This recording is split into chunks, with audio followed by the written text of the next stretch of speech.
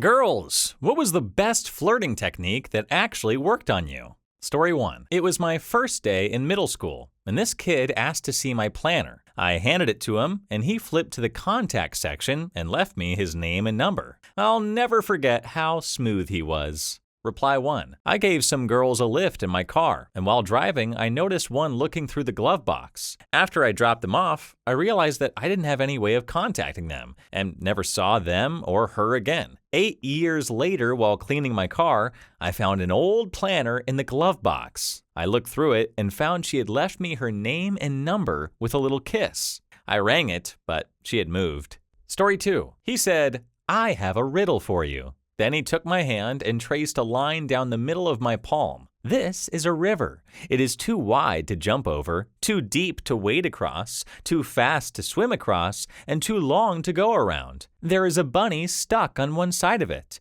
How does the bunny cross the river? After about 10 minutes of me trying to guess the answer, I gave up and asked him how the bunny got across the river. He said, "Who cares? I just wanted to hold your hand." Story 3. I started dating the university's lone wolf and was extremely surprised to find out how incorrigible a flirt he was. But he didn't speak my native language. He was not from my state, and my parents wouldn't have approved of our relationship. When I told him I didn't want to lead him on, he said we would try our best, and if it didn't work out, he would take full responsibility for his broken heart and that I need not feel pressured. The feeling of liberation I felt cinched the deal for me.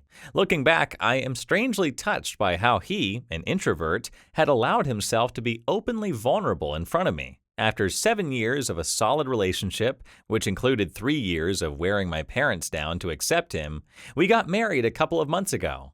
Story 4. We were classmates in college, and one morning I called him on my way to school. I lived over an hour away, and we usually called and chatted while I drove, and complained about a headache. When I got to school, he was there with ibuprofen, water, and one of those yogurt parfait thingies. I also made a comment once about my eyeliner running out, and he brought one to school the next day. Found out from his brother after we started dating that he had spent an hour at the store asking the makeup employees for the right one since he had no idea what an eyeliner pen was. We've been married for 4 years now, and he's still a total sweetheart. Edit. But to clarify to those who consider this creepy behavior, it definitely could be in a different situation. I don't recommend doing this with someone you don't have a good base with. If you like to do nice things for people, don't make it seem like you expect anything in return. We already had a pretty solid friendship, and he was, and still is, honestly the best friend I'd ever had. He never made any advances on me or put any pressure on our relationship. I used to wonder if he was just nice or if he actually liked me. That's how good he was at being chill. I ended up confessing my feelings to him a few months later. I come from an abusive family, so having him be there for me, listen to me, respect my boundaries, etc., was mind-blowing. He's been a great partner, and I'm very thankful for people like him. Probably worth noting that what made gestures like this cute and not creepy is that you were clearly comfortable enough with him beforehand to talk for a straight hour every day, if not 2 counting the drive home. You had a very solid friendship beforehand to know each other well. Otherwise, having a stranger or even mere acquaintance do these types of things would be so weird. Story 5. I was at the gym and had been honestly taking things to the extreme for a while and not listening to my body. I suddenly got very dizzy and my sight became white. On the realization that I was about to pass out, I slowly lowered myself down to the floor. One of the guys working out came swooping in to grab me and prevent my head from hitting the floor. He lay me down and tried to get me to remain conscious, asking me all sorts of questions that required some concentration, like what day of the week it is and who is the president. When he saw that I was okay and recovering, his questions started getting flirty. What's my name? What's my number? Now that he's become my knight in shining armor, can he take me out on a date sometime? It really made me laugh and feel better just by him being so lighthearted about it. He got my number. Story 6. We'd met previously and he was trying to get out of the friend zone quickly. I told him I was too busy to date. He offered to hang out with me while I plowed through a ton of errands, including an oil change, getting gas, returning shoes, picking up cleaning, and blowing up balloons for a party. It was so nice to have support of me being me and me doing stuff. And it was nice, low-key, no pressure hanging out to get to know each other. I was so busy that day that I forgot to eat lunch, and he got me a donut and coffee. I married him. Story 7. I was walking on my university campus, tripping and dropping my books. Heeled sandals, raised sidewalk. He asked me if I was okay and picked up my books. Then he carried my books and walked me to class while chatting with me the entire walk. And when we got to my class, he asked for my phone number. I tore off a piece of paper and wrote it, but without my name. I wanted to see if he was listening when I told him. He listened, of course. We've been married for over 20 years, and he makes me smile every day. Story 8. We walked home together all the time from school, and he would do something cute or funny or caring to make sure I was on the inside of the sidewalk when we were together. Like he would twirl me around and guide me to the inside, or tickle my side and jokingly push me to the inside of the sidewalk. I guess not a typical flirt move, but considering 99% of the time I was walking to get anywhere, he wanted me to be safe when we were together, which was so sweet. We are not together and have never dated, but that still is one of the top things on my list of sweet moments. Even in school, he'd walk on the outside because I always got shoulder checked by people passing by. Oh, that's such a genuinely sweet and caring gesture. It's not often you find someone who pays attention to little details like that to keep you safe. Even though you two never dated, it's great to know that there are still people out there who are genuinely kind and considerate. It's moments like these that can really brighten up your day and make you appreciate the good people in your life. Story 9. When I was 10, I received a love letter from a boy. It contained a flower inside, and at the bottom of the letter, he wrote some cheat codes for Mortal Kombat for me. He knew I was always playing that game on my Sega.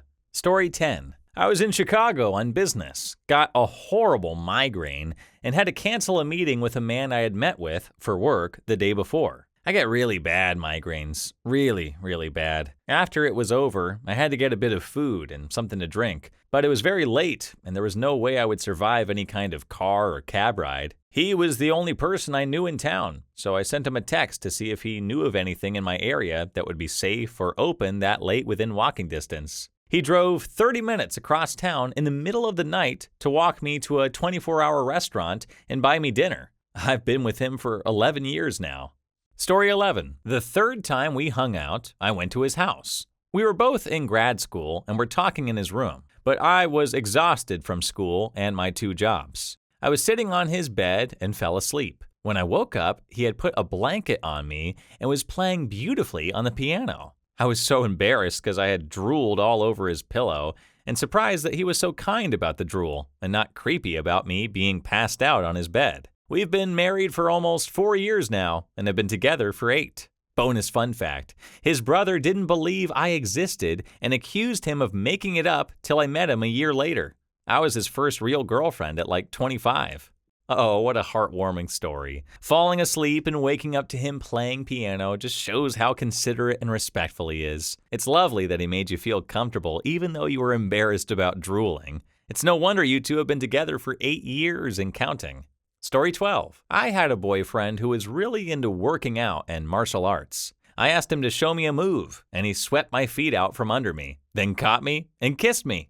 Hottest thing ever. Story 13. Years and years ago, I worked at a florist where the owner illegally hired mostly Mexican girls in the States to learn English. They went to school but worked for a rate that wasn't even minimum wage. It was super shady, but I loved working with them. We would make up little games to teach me Spanish and them English. Anyway, this Latin guy comes in one day, and one of the girls is helping him. He wants to get a bouquet for a girl he likes. So she takes him around the store, showing him what she thinks are the best flowers. She wraps it all up for him, and right as he pays, he writes his number on the paper and hands them to her. I was floored. It was so smooth. She was completely unfazed. Like, oh, that's how men are like where I'm from. Men don't do that here? I was like, nope.